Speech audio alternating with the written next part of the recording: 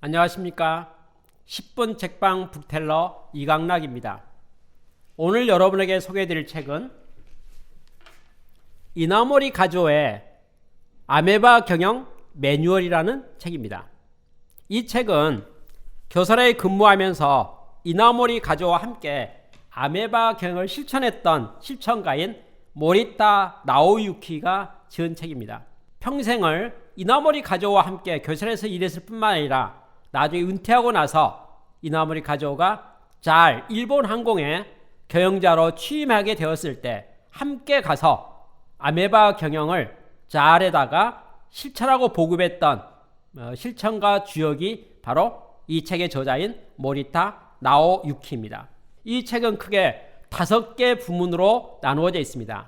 1편이 아메바 경영이 무엇인가에 대한 종합 정리고 어찌 보면 매뉴얼입니다. 2편부터 시작해서 5편까지는 이나모리 가조가 했던 아메바 경영의 행적 전개 사례라고 말할 수가 있습니다.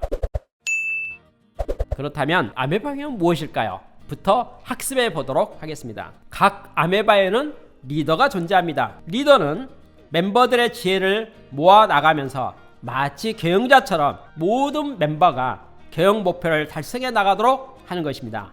이것이 바로 아메바 경영이 지향하고 있는 전사원 참가형 경영이다 라고 말하는 것이 아메바 경영의 정의라고 말하고 있습니다. 아메바는 무엇일까요? 아메바는 환경 변화에 따라서 자신의 모습 형태를 바꿔 나가면서 세포 분열을 거듭하면서 능수능란하게 환경에 적응해 나가는 그 모습이 마치 교사에서 실천하고 있는 경영과 닮아 있어서 이름을 가져와서 아메바 경영이라고 이름을 붙였다라고 말합니다. 그렇다면 아메바 경영은 우리가 일반적으로 말하는 경영과 어떤 특장점이 있을까요? 첫 번째, 매우 작은 조직체로서 독립차산제를 유지하고 있습니다. 두 번째는 차산성에 대한 계산은 시간당 차산제를 실시하고 있습니다. 시간당 얼마의 부가가치를 창출했는가에 대한 것을 아메바 단위로 산정하는 것을 말하는 겁니다. 세 번째는 시기적절하고 정확한 경영 정보를 말합니다.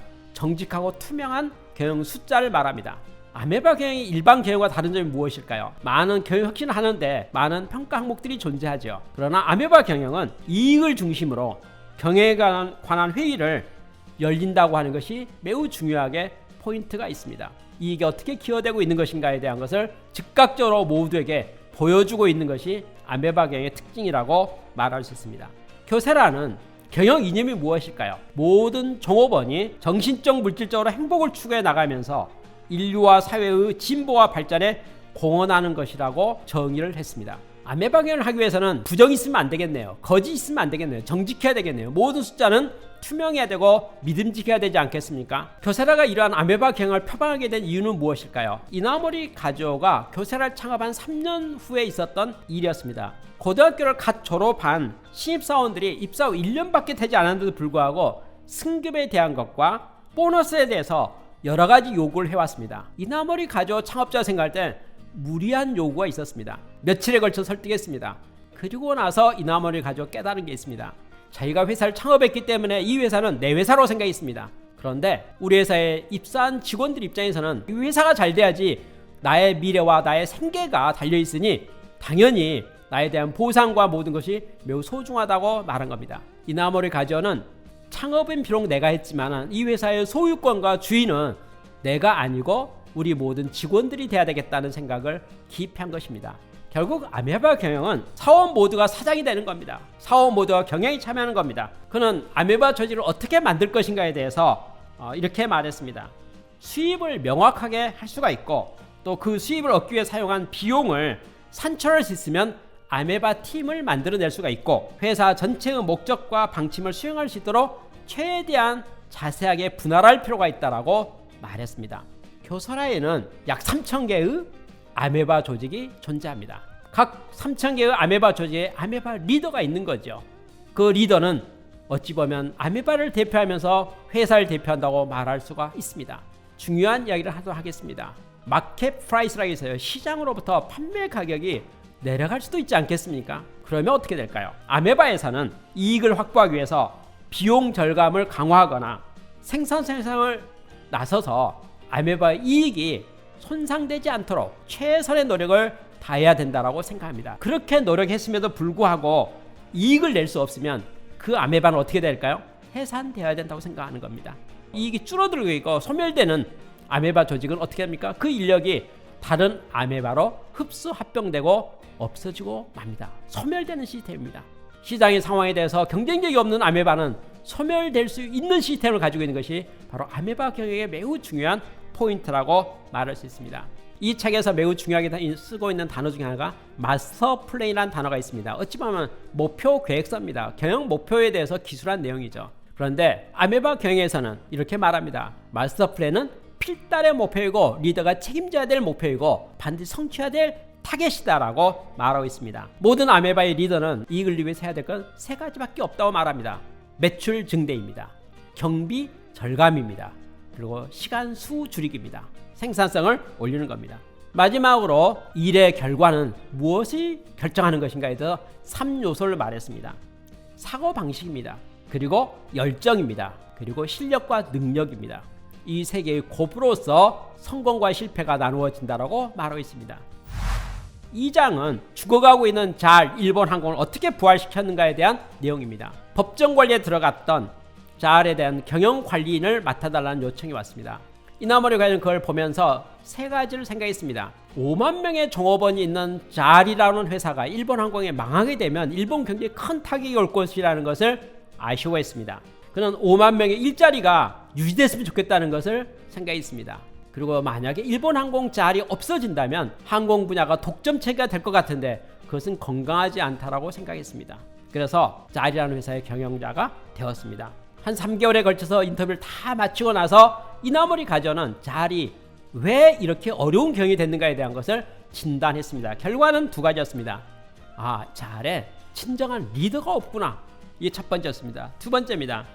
기업 경영에 대한 기본적인 사고방식이 틀렸다고 생각했습니다. 아메바 경영을 만들었던 이나모리 가족 입장에서 봐서는 이 회사가 매출 증대, 경비 절감, 수익성 극대화에 대한 관점이 경영자나 간부나 리더들에게 없다는 것입니다. 숫자에 대한 감각이 없는 겁니다. 이나모리 가족 이걸 뜯어 고쳐야겠다라고 생각했습니다. 의식개혁이 필요하다고 생각했습니다. 그래서 2010년 4월 15일에 그는 바르고 순수하며 강렬한 생각과 한결같은 노력이 사업의 성공을 약속한다. 이런 제목을 가지고 경영 강습회를 시작했습니다. 하루에 3시간씩 한 달에 17일 동안 경영 필로소피 스터디 모임을 개최하면서 일본 항공의 경영 철학에 대한 것을 정립하게 되었습니다. 이때 정립된 경영 철학은 이런 내용입니다. 전 사원의 물질적 정신적 행복을 추구하면서 고객에게 최고의 서비스를 제공하고 기업 가치를 높이고 사회의 진보 발전에 공헌한다. 이렇게 정의했습니다. 그리고 이것을 실천에 들어갔죠. 예를 들어서 승무원이 비행기를 타게 되면 짐을 가져가지 않겠습니까? 가방이 있겠죠. 500g씩 무게 줄이기를 실천하라고 하겠습니다. 한 사람이 500g만 줄이더라도 계산해 보니까 하루에 2톤의 무게가 준다는 생각했고 2톤의 무게가 준다는 것은 그만큼 연료비가 절감된다는 것을 생각했습니다. 잘해보는 간부들과 리더들은 드디어 자기들의 모든 행동이 회사의 손익에 이익에 어떻게 직결되는가에 대한 것을 눈으로 보게 됐고 놀랍게도 1년 만에 적자가 흑자로 바뀌었던 것이 바로 잘에 있었던 사례입니다. 이 책의 3장에 보면 명확한 수치가 유기에 강한 기업을 만든다라고 제목을 잡았습니다. 자동차 부품 회사인 오기노 공업에 있어서 이 저자가 실천했던 아메바 경영의 횡적 전개에 대한 사례를 작성한 겁니다. 재고에 대한 내용입니다. 많은 회사들은 은근히 재고가 많아야 생산이 안정되는 거 아닌가 하는 생각도 있습니다. 재고는 뭘 발생합니까? 금리를 발생시킵니다. 재고를 가지고 있는 모든 부서 아메바에게 재고에 대한 금리까지 경비 비용으로 부담시켰습니다. 그랬더니 어떻게 될까요? 재고가 줄었겠네요.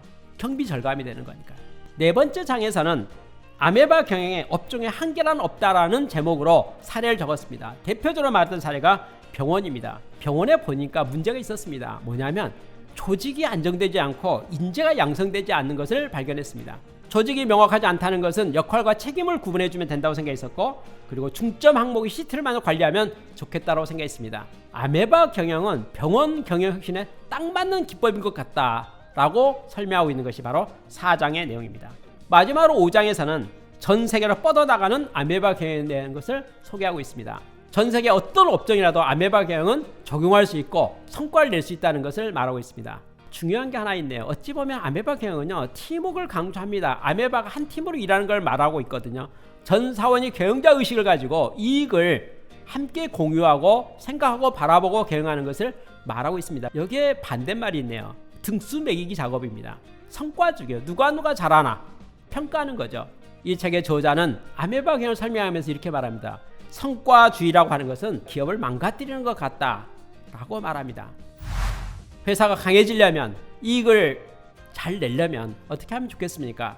이 책의 저자는 교실에서 성공했고 잘해서 성공했고 병원에서 성공했던 이 모든 아메바 경영에 대한 핵심 원리는 모든 기업의, 모든 산업의, 모든 조직에 적용될 수 있다는 것을 강조하고 있습니다. 저는 오늘 여러분에게 이나모리 가조 아메바 경영 매뉴얼이라는 책을 소개하면서 아메바 경영이 정말 의미가 있다 하는 것을 여러분이 잘 생각해 보았으면 좋겠습니다. 다만 단순하게 숫자로만 보지 마시고 아메바 경영 내용에 숨어 있는 리더십에 대한 것, 경영 철학에 대한 것, 그리고 태도와 자세에 대한 것, 사고방식에 대한 것을 깊이 생각하면서 아메바 경영을 적용했으면 좋겠다는 것을 당부드리면서 오늘 이야기를 마치도록 하겠습니다. 감사합니다.